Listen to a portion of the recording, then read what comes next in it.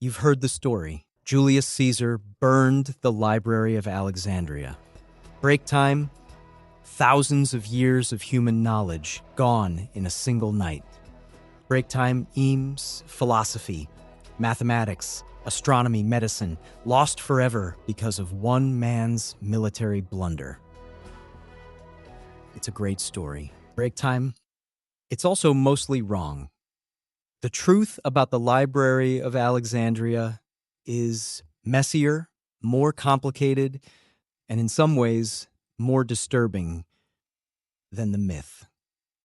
Break time, because the real story isn't about one catastrophic fire.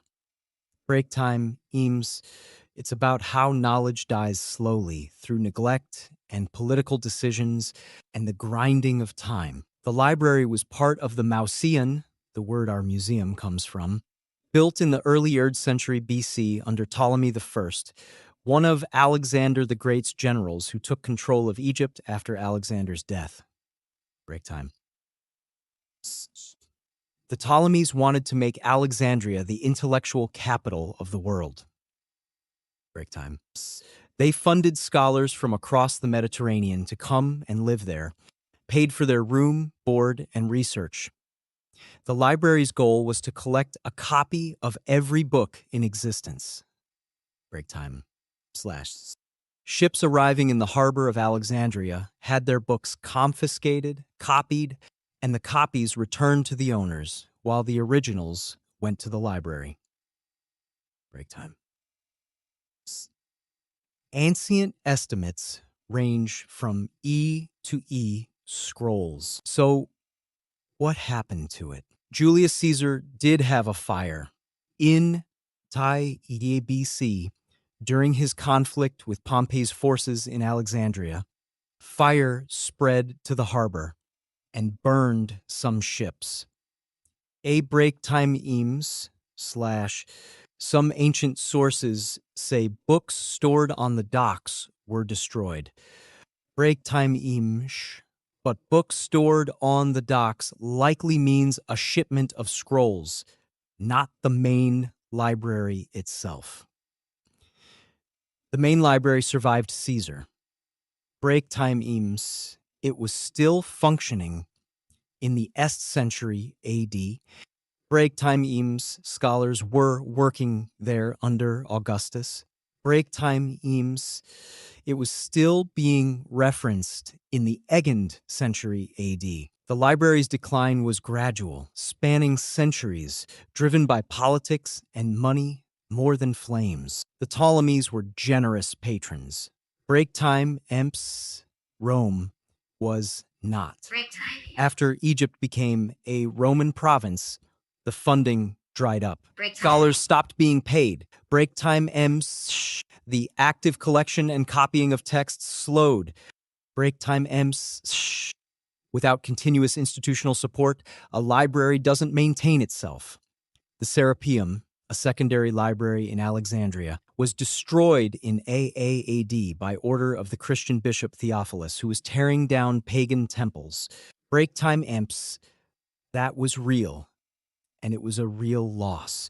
Break time Emps, but by AA, most of what had made the library extraordinary, the active scholarly community, the ongoing collection, the critical mass of talent, had been gone for generations. What actually destroyed the Library of Alexandria was what destroys most things. The money ran out. Break time. The attention moved elsewhere. Break time. Yems. The institutional will to maintain and expand a collection of knowledge was redirected to other priorities. Break times for decades. Break times, then centuries. The single fire narrative is seductive because it gives us a villain. Break time, Caesar.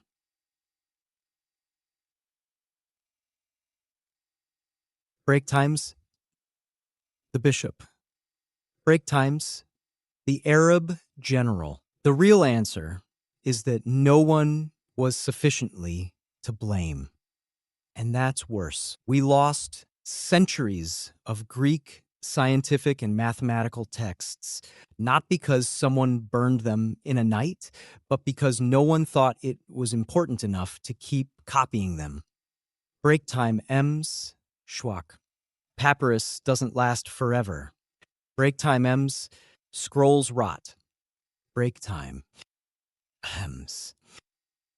The only way ancient text survives is if someone decides in each generation that it's worth the labor to copy it again. Nobody made that call for the texts that didn't survive.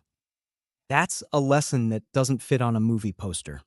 The deeper you go into this subject, the more you realize how much of the ancient world we're still reconstructing from fragments. For every site that has been excavated, dozens more remain untouched. Break time EM slash ground penetrating radar and satellite imagery have transformed what archaeologists can identify without digging. And what they keep finding is that the ancient world was larger, more connected, and more sophisticated than the version that appears in most textbooks. The conventional history of civilization traces a clean line from Mesopotamia through Egypt, through Greece, through Rome, to the modern West. Break time EM slash. That story is real, but it's incomplete. Break time slash. It leaves out entire civilizations that developed in parallel, built impressive things, and then were erased from memory so thoroughly that we had to rediscover them in the eth and eth centuries. The pattern repeats across every civilization in this series. A society builds something extraordinary. Break time emps. It sustains itself for centuries, sometimes millennia. Break time emps. Then a combination of environmental pressure, political instability, and external shock pushes it past the point of recovery. Break time emps slack. The population disperses. Break time emps slack. The monumental architecture is abandoned to the weather. Break time emps slack. The writing system is forgotten.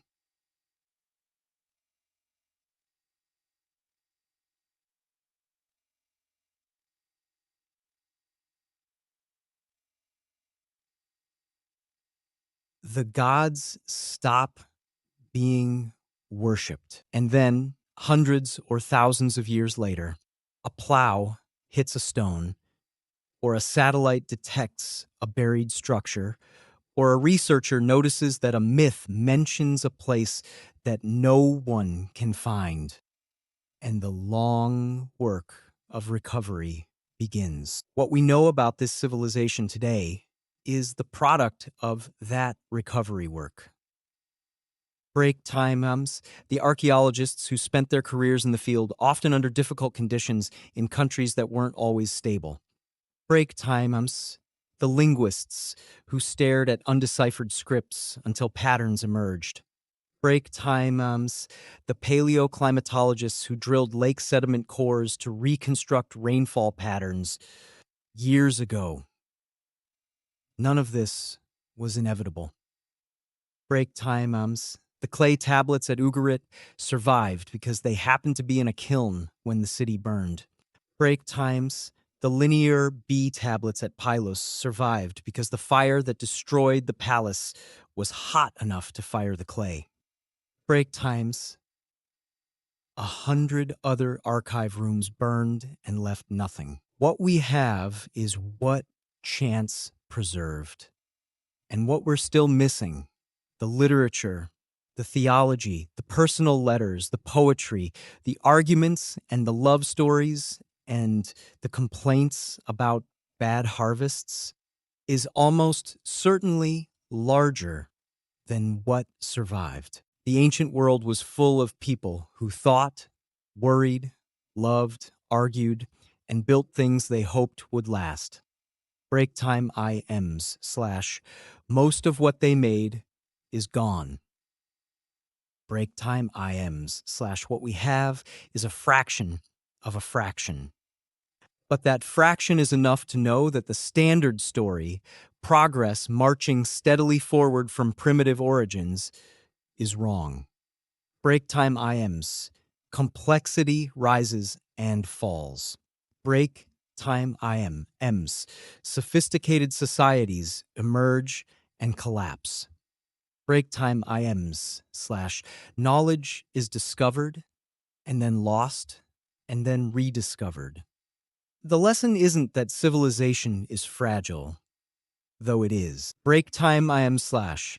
The lesson is that human ingenuity shows up in every era, under every condition, in every corner of the world where people are trying to solve problems and make things that last.